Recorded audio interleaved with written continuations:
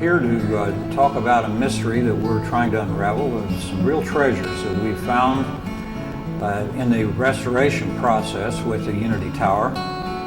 We found some equipment that was in the penthouse, the very tip top of the Unity Tower. Because of its size and because of the location, it has been there for many, many years and forgotten long ago. This truly is a time capsule.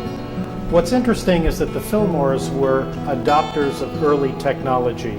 They would have used the latest cutting-edge loudspeaker technology available back in the late 20s when the tower was built, and they would have used the highest power electronics they could have found. So if you look at when this system was installed in the 20s, 30s, and then probably refurbished in the 40s, this was pretty cutting-edge stuff.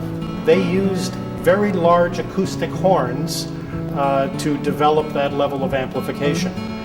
Think back to the early Edison-type phonographs that had large wooden horns associated with them. Well, that's exactly what these are, except in a much larger version. So I called a couple extra guys in for help, and we went up, took the scaffold on the outside of the building up as high as it would go, and we had to make the opening bigger. It had a frame around it, so we had to remove the frame to make it big enough for these speakers to fit through. So we were able to get all 4 speakers out onto the roof, onto the scaffold, down. As far as the amplifiers themselves, they were something like 15 to 25 watts.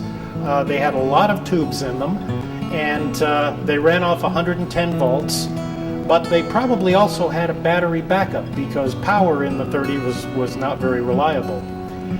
If you look closely at this part here, this is very interesting. This is actually the volume control for these amplifiers. It's a wire wound resistor with a slider on it, and this is what they used instead of a potentiometer. Instead of a knob to turn, you would adjust this slider. So 4 amplifiers, 8 compression drivers, 4 horns, probably made a lot of sound. You know, and it may be a romantic thought, but Charles Fillmore's voice probably came through these loudspeakers. I think it did. This sound system would have been used for the band concerts and for announcements, maybe even for services. Would have been very interesting, and as you said, the sound carried very far, so probably the workers in the fields could hear maybe a call for a break at lunchtime to come in from the fields and have a meal. That's a real possibility.